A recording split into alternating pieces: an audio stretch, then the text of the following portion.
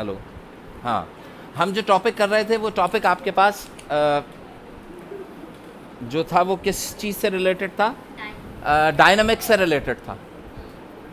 और डायनामिक्स में हमने क्या क्या चीज़ें देखी थी? हमने ये देखा था कि फोर्स और मास को हमने क्या कर लिया था? इंक्लूड कर लिया था। डायनामिक्स में हमने फोर्स और मास को इंक्लूड किया था। और फोर्स के रिलेटिवली हमने ये डेफिनेशन देखी थी फोर्स की, जो कि क्या थी? कि it is an agent which change और tends to change state of a body। Force एक ऐसा एजेंट है, या तो वो ऑब्जेक्ट की स्टेट को चेंज कर देगा, और या फिर tends to change the state of the body का मतलब क्या हो गया कि ये करने की कोशिश करेगा। हो सकता है कि फोर्स उसको चेंज नहीं, लाइक मैंने आपको एग्जांपल दी थी कि if you are applying force on this wall तो you will not be able to change the state of that body. तो you are applying some force on it, लेकिन वो फोर्स जो है वो ऑब्जेक्ट की स्टेट को चेंज नहीं कर पाए। इसी तरीके से हमने एक कॉन्सेप्ट लिया था फोर्स के बाद, इनर्शिया का कॉन्सेप्ट लिया था। हमने क्या देखा था? हमने इनर्शिया देखा था। इनर्शिया को हमने क्या कहा था? कि it is the property of mass, property of mass. अच्छा, दिखाई दे रहा है मेरा बेटा? अब तो नजर आ रहा है, इससे बढ़ के क्या दिखेगा भाई? और मैं बोल भी रहा हूं बार बार। अच्छा, it is the property of mass, ये मास की प्रॉपर्टी है थ्रू विच इट रेजिस्ट, कि ये क्या करेगी? ये रेजिस्ट करेगी। किस चीज को रेजिस्ट करेगी? ये प्रॉपर्टी है किस चीज की? ये प्रॉपर्टी है किस चीज की? मास की। अकॉर्डिंग टू दैट प्रॉपर्टी, इस प्रॉपर्टी के रिलेटिवली ये रेजिस्ट करेगी किस चीज को? If you are changing its state, अगर किसी ऑब्जेक्ट की स्टेट को चेंज करने के लिए जाएंगे, लाइक अगर ये रिमोट यहां पे रखा है, तो बताइए क्या मैं इसकी स्टेट को चेंज कर रहा हूं? नो। तो बताइए वजह क्या है कि ये स्टेट ऑफ रेस्ट में? बिकॉज इट्स इनर्शिया, इसका जो इनर्शिया है वो इसे रेस्ट में रखे हुए है। कोई भी ऑब्जेक्ट रेस्ट में क्यों है? Due to its mass, due to its inertia. उसका मास जो है वो उसकी स्टेट को सस्टेन किए हुआ, जो इसकी स्टेट है उसी स्टेट में इसको रखे हुआ है। तो इसका मतलब क्या है? It resist change of state. एक मिनट मेरा बेटा, हाँ क्या कह सकते हैं? तो देखें, आप दोनों बातें हो गई ना। ये बिल्कुल ऐसे ही है कि जैसे आप ये कहते हैं कि एक गाड़ी जो है वो स्टेट ऑफ मोशन में उस वक्त है जब उसमें पेट्रोल मौजूद है। और अगर मैं ये सेंस लूं कि एक गाड़ी रेस्ट में है इस वजह से कि उसमें पेट्रोल नहीं है, तो भी बात, कॉन्सेप्ट तो ठीक होगा ना। यानी कि आप एक चीज को एक्सप्लेन कर रहे हैं on the basis of another property. या फिर आप इसको ऐसे कीजिए, बताइए अगर मैं ये कहता हूं कि अभी रात है तो इसका मतलब क्या है? सूरज निकला नहीं होगा। और अगर मैं ये कहता हूं कि अभी दिन है तो इसका मतलब क्या है? कि सूरज जो है वो निकला हुआ होगा। तो कॉन्सेप्ट ये है कि हम दिन और रात को डिफाइन कर रहे हैं ऑन द बेसिस ऑफ सूरज। यहां पे हम ऑब्जेक्ट की स्टेट ऑफ रेस्ट और स्टेट ऑफ मोशन को डिफाइन कर रहे हैं on the basis of its inertia. मसलन एक ऑब्जेक्ट अगर रेस्ट में पड़ा हुआ है तो बताइए, अगर ये रेस्ट में है तो इसे मूव कर जाना चाहिए था ना। लेकिन बताइए एक ऑब्जेक्ट जो रेस्ट में है और वो मूव नहीं कर रहा, that is due to its inertia, कि उसका जो मास है वो इसको रोके हुए है। मैंने बताया था कि inertia is a property which is said to be, उस प्रॉपर्टी को हम क्या कहते हैं? एक काहिल, एक सुस्त प्रॉपर्टी है, जो ये चाहती है कि अगर मैं रेस्ट में हूं तो मैं क्या रहूं? अगर मैं मोशन में हूं तो मैं क्या करता रहूं? इन मोशन ही हूं। ये मैं अभी एग्जांपल दूंगा। लेकिन अभी रेस्ट के लिए, कि if you are going to change its state, this property always resist. ये क्या करेगी? रेजिस्ट करेगी। अब मैं आपको एक बड़ी जबरदस्त एग्जांपल देता हूं मोशन के रिलेटिवली। आपने देखा होगा कि एक गाड़ी जो है, या एक प्लेयर जो है, फुटबॉल प्लेयर, वो फुटबॉल लेके दौड़ रहा है। भाई ये फुटबॉल है, ये भाग रहा है तेजी से, इसकी स्पीड बहुत ज्यादा है, बहुत तेज मोशन में है ये। लेकिन अचानक एक और बंदा इसके सामने आ गया, ये एक और प्लेयर था, ये अचानक इसके सामने आ गया। अब उसको पता लग गया है कि सामने आ गया है, तो वो क्या करेगा? रुकने की कोशिश करेगा ना, कि मैं रुक जाऊं। लेकिन होगा क्या? वो रुकते रुकते भी स्लाइड करता हुआ इससे क्या कर जाएगा? स्ट्राइक कर जाएगा, टकरा जाएगा। अब ये बताइए, उसने तो रुकने की कोशिश भी की थी, उसने ब्रेक्स भी अप्लाई किए थे, रेजिस्टिव फोर्सेस उसके ऊपर अप्लाई हुई थी कि वो रुक जाए, लेकिन वो रुक नहीं सका और स्लाइड करता हुआ टकरा गया। तो बताइए वो क्या चीज थी जिससे उसकी मोशन को कंटिन्यू किया? That is it's inertia. उसका मास जो होगा वो उसकी मूवमेंट। अब देखिए ट्रेन है, ट्रेन जो है वो ट्रेवल कर रही है, अगर सामने ट्रेन का कोई आ जाता है, उमूमन आपने देखा है एक्सीडेंट होता है तो ट्रेन रुक नहीं पाती, ट्रेन के ऊपर ब्रेक सप्लाई हो जाते हैं, उसके पहिए जो होते हैं वो स्टिल हो जाते हैं, रुक जाते हैं, लेकिन ट्रेन की बॉडी या उसका इनर्शिया या उसका मास जो होता है वो उसकी मोशन को स्लाइड कराता रहता है, कंटिन्यू रखता है। जितनी बड़ी ट्रेन होगी उसका इनर्शिया उतना ही ज्यादा, उसको रोकना उतना ही मुश्किल। इसमें कौन सी परेशानी वाली बात है? मैंने आपको क्या बताया? मैंने आपसे ये कहा कि बॉडी का मास जो होता है वो उसकी मोशन को भी सपोर्ट करता है अगर वो मूव कर रहा हो, और अगर वो रेस्ट में हो तो उसकी रेस्ट को सपोर्ट कर रहा होगा। ये बात समझ में आई कि एक चीज रेस्ट में है तो ये खुद से मूव नहीं कर पा रही है, due to what? Due to its inertia, क्योंकि इनर्शिया इसको मूव होने नहीं दे रहा। अब ये बताइए कि अगर एक ऑब्जेक्ट है और वो मूव कर रहा है, तो इसकी जो मोशन या मूवमेंट है that is also due to its inertia. वो क्या चीज है जो ऑब्जेक्ट को मूव करा रही है? फोर्स नहीं है, दैट इज इट्स इनर्शिया। हाँ, अगर तुम इस पे फोर्स लगाओगे तो फोर्स क्या करेगी? इसकी स्टेट को चेंज करेगी। यानी कि अभी ये मूव कर रहा है, अगर इसकी स्पीड बढ़ी है तो इसका मतलब क्या है कि ये रेस्ट से किसकी तरफ चला गया है? मोशन की तरफ। इसकी मोशन की क्वांटिटी फर्दर क्या होती जाएगी? Increase. But if there is an object which is not changing its state, वो अपनी मोशन को कंटिन्यू, मसलन एक ऑब्जेक्ट है जो 10 मीटर पर सेकंड की स्पीड से मूव कर रहा है, वो अपनी स्पीड बढ़ा भी नहीं रहा और कम भी नहीं कर रहा, लेकिन फिर भी क्या कर रहा है? मूव कर रहा है। तो बताओ वो क्या चीज है? अगर फोर्स लगती तो 10 से क्या स्पीड हो जाती? 11। अगर ऑपोजिट फोर्स लगती तो 10 से स्पीड कम होकर क्या हो जाती? 9। लेकिन अगर एक ऑब्जेक्ट जो है वो अपनी स्पीड को 10 मीटर पर सेकंड रखे हुआ है, ना ही स्पीड बढ़ रही है ना ही कम हो रही है, तो बताओ फोर्स तो नहीं लग रही ना इस पे, लेकिन इसके बावजूद अगर वो मूव कर रहा है तो that is due to its inertia. तो inertia is the property by which if object is in state of rest, inertia क्या रखेगा उसे? रेस्ट में।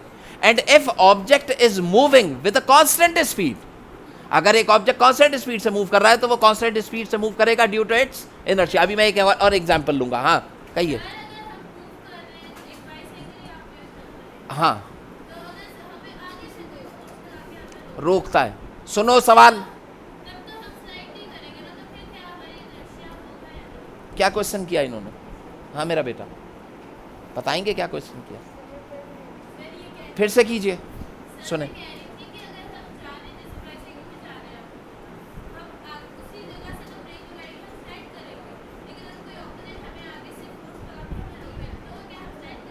बिल्कुल, दोनों सूरतों में। जब आप ब्रेक्स अप्लाई करते हैं तो ब्रेक्स असल में कर क्या रहा होता है? ब्रेक्स भी वही काम कर रहा होता है जो बंदा उस बाइसाइकिल के ऑपोजिट आके फोर्स लगाए, क्योंकि ब्रेक जब आप अप्लाई करते हैं तो पहिए को रोका जाता है ना।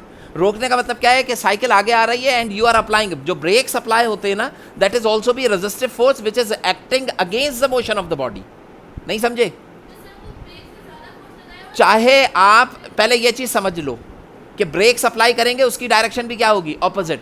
एक बंदा खड़े होकर धकेल रहा है तो भी क्या होगी? ऑपोजिट। पहले दोनों चीजें सेम है। अब आप देखिए कि अगर आपने ब्रेक्स अप्लाई किए हैं तब भी आप स्लाइड करेंगे। ऐसा होता है ना, अब ट्रेन के आगे आपको मैं खड़ा कर दूं और ट्रेन आहिस्ता आहिस्ता चलने लगे और मैं आपसे कहूं कि चलो भाई अब रोको इसे, जब तुम फोर्स अप्लाई करोगे तो ट्रेन के साथ साथ स्लाइड करते चले जाओगे ना, रोक तो नहीं सकोगे। तो इसका मतलब क्या है कि चाहे आप ऑपोजिट फोर्स अप्लाई कर रहे हो चाहे ब्रेक्स अप्लाई कर रहे हो, if your applied force is less than your inertia, अगर इनर्शियल फोर्स जो आ रही है उससे आपकी अप्लाइड फोर्स अगर कम है तो आप उस ऑब्जेक्ट को रोक नहीं सकें। लेकिन बताइए, एक बॉल मेरी तरफ आ रही है और मैं बॉल को रोक लेता हूं, तो इसका मतलब क्या है कि बॉल का जो मास है या उसका जो इनर्शिया है वो क्या है, कम है। तो रेजिस्टिव फोर्स मुझे कम चाहिए होगी उसे रोकने के लिए, मैं आसानी से क्या कर लूंगा, उसे रोक लूंगा। तो ये चीज जहन में आई। अब देखिए सबसे अहम और इंपॉर्टेंट एग्जांपल, हाँ मेरा बेटा आप कुछ कह रहे थे। स्लाइड, जैसे हम स्लाइड ले रहे होते हैं तो हम अपनी फोर्स लगा के अगर रुकना तो नहीं रुकते, तो क्या से इनर्शिया बिल्कुल। जब भी आप खुद रुकने की कोशिश करें और आप ना रुक पा रहे हो तो that is due to inertia. अब जरा एक चीज मैं बहुत अहम बता रहा हूं, इसको जरा समझिएगा। बोलो बोलो, आप कुछ कह रहे हैं? नहीं, अच्छा सुने, ये मैंने शायद इससे पहले भी डिस्कस किया था, लेकिन ये जो कॉन्सेप्ट मैं अभी दे रहा हूं ये इंतहाई इंपॉर्टेंट है। अगर ये कॉन्सेप्ट आपके जहन में आ गया, हाँ मेरा बेटा, नहीं वो मैं अभी बता रहा हूँ, पता नहीं शायद बता दिया हो।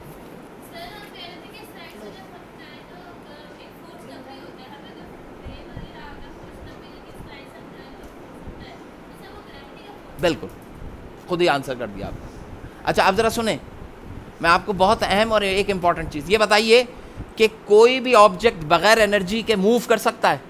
नहीं, energy is always be needed in order to move any object. ये बताइए कि अगर एक गाड़ी है यहाँ पर और एक कार अगर मूव कर रही है तो जाहिर बात है गाड़ी के अंदर क्या होनी चाहिए, एनर्जी। एनर्जी का मतलब क्या है कि गाड़ी के अंदर कोई ना कोई फ्यूल होगा और वही फ्यूल क्या करा रहा होगा, गाड़ी को मूव करा रहा होगा।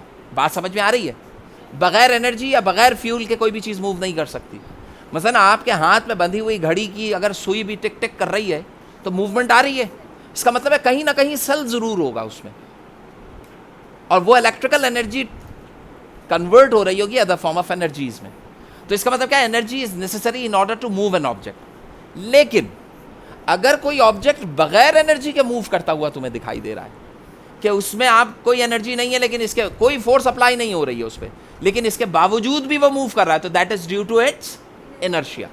If object is moving without any energy, अगर कोई ऑब्जेक्ट बगैर एनर्जी के मूव कर रहा होगा तो वो किसकी वजह से मूव करेगा, इनर्शिया की। अब जरा देखिए, मैं अब आपको जो कॉन्सेप्ट दे रहा हूं इसको समझिएगा।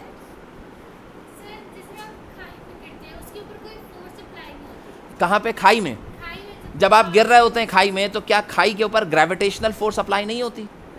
ग्रेविटेशनल फोर्स एक ऐसी फोर्स है, जब भी आप कहीं से भी किधर भी गिरेंगे, चाहे आप अपने इखलाक से भी गिर जाएं, तब भी आपके पास क्या होगी, वो फोर्स जरूर अप्लाई होगी। ये याद रखिएगा, gravitational force is always be there. Gravitational force को खत्म करने के लिए you will have to move towards space. एक मिनट मैं जरा आगे चलूँ वरना यहीं पर रह जाएंगे। इस स्पेस में चलें, देखें भाई, अब जरा इसको समझिएगा। Now we are in space. Space एक ऐसी जगह है जहाँ पे कोई एटमॉस्फेयर नहीं है। जब एटमॉस्फेयर नहीं है तो इसका मतलब क्या होगा कि यहाँ पे कोई पार्टिकल नहीं है। जब पार्टिकल नहीं है तो कोई रेजिस्टिव फोर्स नहीं है, यानी कि यहाँ पे रेजिस्टेंस अप्लाई करने के लिए कोई फोर्स नहीं है। बताइए, एक ऑब्जेक्ट अगर मैं यहाँ रखता हूँ और इसी ऑब्जेक्ट को अगर मैं ज़मीन पे रखता अर्थ में, तो रेजिस्टिव फोर्सेस एटमॉस्फेयर के एयर के पार्टिकल्स रेजिस्ट करते। जिस सरफेस के ऊपर ये चल रही है उस सरफेस पे स्लाइड करेगी तो रेजिस्टेंस फोर्स आ जाएगी, फ्रिक्शनल फोर्स। तो वो फ्रिक्शन फोर्स आपके पास मौजूद होगी, एयर रेजिस्टेंस मौजूद होगी, ग्रेविटेशनल फोर्स, तीन फोर्सेस आ गई। तो बताइए, एक ऑब्जेक्ट अगर रोड के ऊपर चल रहा होता है तो उसके ऊपर बज़ाहिर देखने में मुझे ये लग रहा है कोई फोर्स अप्लाई नहीं हो रही, लेकिन उसके ऊपर ये तीन फोर्सेस तो मैंने गिनवा दी। एक ग्रेविटेशनल, उसका वेट, एक friction force between its surfaces, और तीसरा कौन सा हो गया, एयर। और हो सकता है चौथी फोर्स वो हो जो कि इंजन अप्लाई कर रहा हो। इंजन भी तो गाड़ी को आगे लेके जा रहा होता है, तो चार फोर्सेस हो गई। लेकिन बताइए कि क्या उस वक्त मैं इस ऑब्जेक्ट को विदाउट एनी फोर्स तो नहीं कह सकता ना, forces are applied. Now if we are placing the same object in space, तो यहाँ पे ना तो ग्रेविटेशनल है, ना ही फ्रिक्शन फोर्स है, ना ही एटमॉस्फेयर है, कुछ भी नहीं है। तो इसका मतलब क्या है, तमाम फोर्सेस क्या है, जीरो। ऑब्जेक्ट के ऊपर कोई फोर्स अप्लाई नहीं हो रही। ये बताइए, इस ऑब्जेक्ट को अगर मैं यहाँ से छोड़ता हूँ तो क्या ये नीचे गिरेगा? नहीं, ये अपनी जगह स्टे करेगा। ठीक है, अब ये बताइए, स्टे करने का मतलब क्या है कि ना ये ऊपर जाएगा, ना नीचे, ना लेफ्ट ना राइट। ये कौन सी जगह पे होगा, स्टैटिक होगा, रुका हुआ।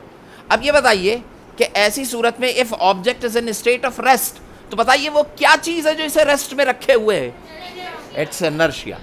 इनर्शिया इसको कौन सी स्टेट में रखे हुआ है? रेस्ट में रखे हुआ है। यहाँ तक बात समझ में आई? सर स्पेस में रखा स्पेस में रेस्ट के अंदर एक ऑब्जेक्ट, यहाँ पर ये चेयर भी रेस्ट में ड्यू टू इट्स इनर्शिया, और स्पेस में अगर ये चेयर रखी होगी तो भी क्या होगी? Due to inertia, it is in state of rest. सही, एक मिनट मुझे थोड़ा सा आगे चलने दें। यहाँ तक बात तो समझ में आ गई, इसमें कोई चीज़ ऐसी तो नहीं है जो क्लियर ना हो। अब आप देखें, मैंने इस ऑब्जेक्ट के ऊपर क्या चीज़ अप्लाई की? फोर्स। पहले नहीं अप्लाई की थी, अब अप्लाई किए। इंस्टेंटली 10 न्यूटन फोर्स अप्लाई की मैंने, और करने के बाद ख़त्म कर दिया, हाथ से ऐसे धकेला और हाथ हटा लिया। बताइए मेरी अप्लाइड फोर्स क्या ऑब्जेक्ट की स्टेट को चेंज करेगी? एक ऑब्जेक्ट स्पेस में क्या तुम उसे हिला सकते हो? यकीनन। मसलन अगर ये पेन था, मैंने ऐसे फोर्स अप्लाई करके हटा दिया हाथ, तो जिस इंस्टेंट तक मैं फोर्स अप्लाई कर रहा हूँ उस वक्त तक अप्लाई होगी, फिर अप्लाई नहीं होगी। अब ये बताइए मेरी फोर्स इसकी स्टेट को चेंज कर देगी? अब ये पेन तो छोटा सा है ना, अगर इस ऑब्जेक्ट के बजाय या इस पेन के बजाय एक बहुत बड़ा ऑब्जेक्ट होता और इसके ऊपर भी मैं 10 न्यूटन कम और इसके ऊपर भी 10 न्यूटन फोर्स अप्लाई करता, बताइए यहाँ पे अप्लाइड फोर्स इस ऑब्जेक्ट को मूव करा देती, लेकिन क्या ये ऑब्जेक्ट 10 न्यूटन से मूव हो पाता? अच्छा, क्या ये ऑब्जेक्ट नीचे गिरता? नहीं, गिरेगा नहीं, क्योंकि ग्रेविटी नहीं है। ये हैंग करेगा, हवा में ऐसे ही लटका हुआ होगा, लेकिन जब तुम इसे धकेलने के लिए जाओगे तो तुम धकेल नहीं पाओगे। What is the reason? More mass, more inertia, so it means you will have to apply more force in order to change its state. ज़्यादा inertia होगा तो मुझे state change करने के लिए ज़्यादा force apply करने।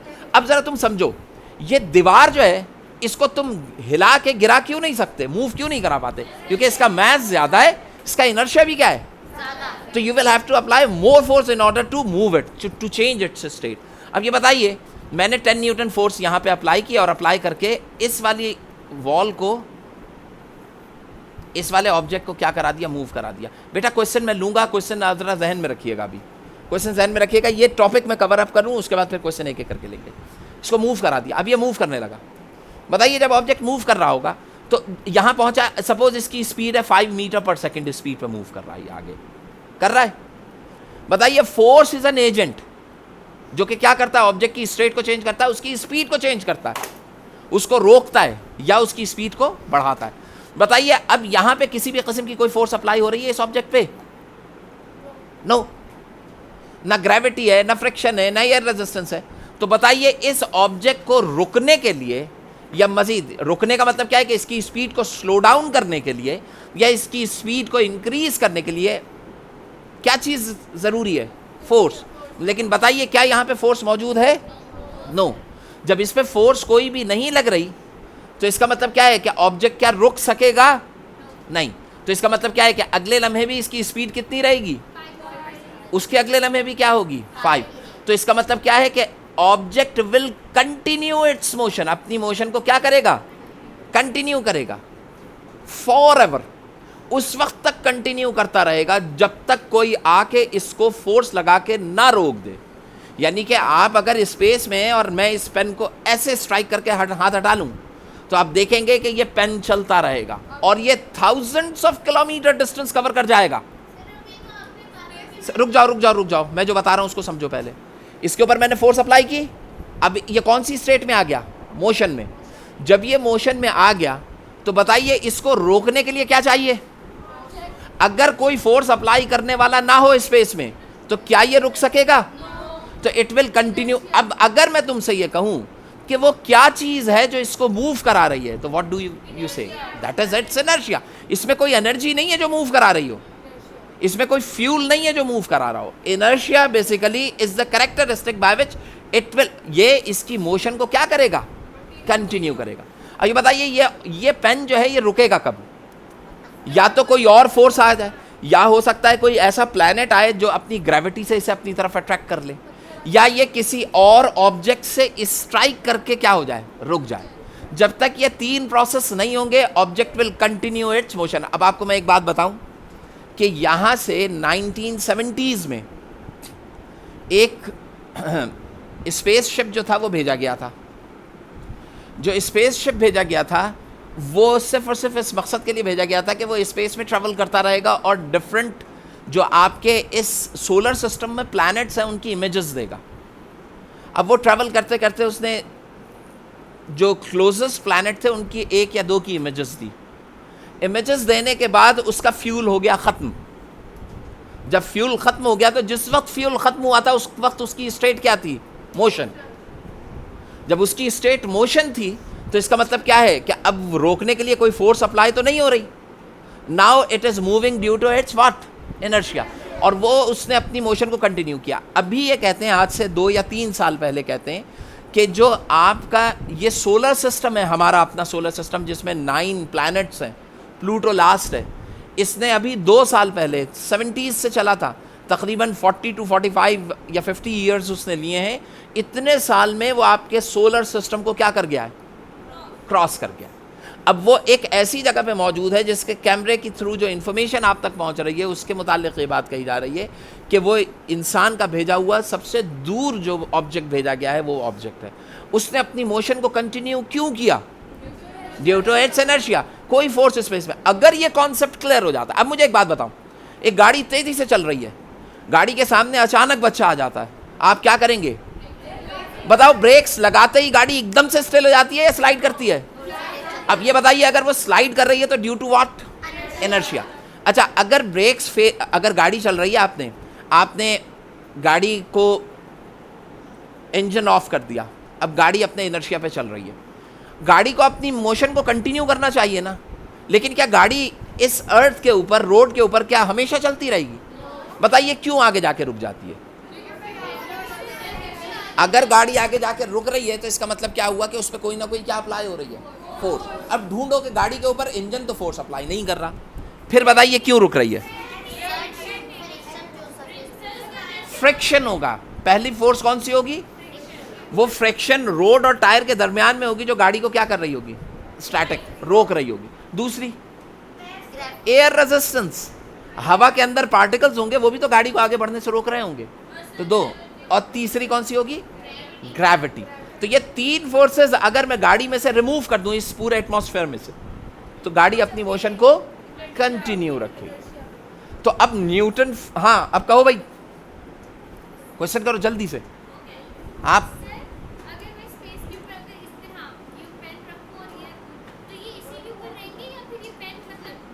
अब आप खुद सोचो, नहीं, अगर आपके पास कॉपी ऐसे है स्पेस में, और अगर मैं एक पेन को इस पे रख रहा हूँ, मैंने इसको टच किया और टच करके हाथ हटा लिया, जब मैंने हाथ हटाया तो ये स्टेट ऑफ रेस्ट में था ना, और ये भी रेस्ट में था, दोनों रेस्ट में। इन दोनों को मूव कराने के लिए क्या चाहिए? फोर्स। क्या तुमने फोर्स अप्लाई की है? तो क्या मूव करना चाहिए? नहीं। अब अगर तुम इस पेन को ऐसे थ्रो करो, इसके ऊपर फोर्स अप्लाई करो, पेन को थ्रो कर दो, ये कॉपी स्टैटिक है, पेन मूव कर रहा है, समझ रहे हैं, स्पेस में। तो ये जब मूव करेगा तो इसका मतलब क्या है कि कौन सी स्टेट में? मोशन में। कांस्टेंट मोशन होगी क्योंकि कोई फोर्स अप्लाई नहीं हो रही।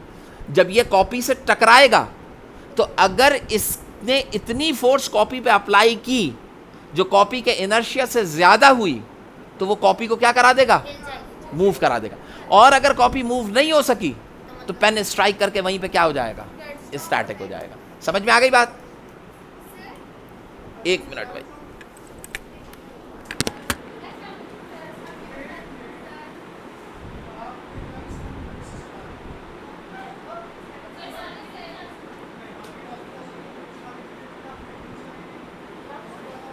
मैं बैठ जाऊं ना? कहाँ? किधर? मैं तो सिर्फ 10 मिनट की बाहर कोई नहीं जाएगा सर, कुछ नहीं सुनाई दे रहा, ना समझ में। नहीं, आप मास्क हटा लेते।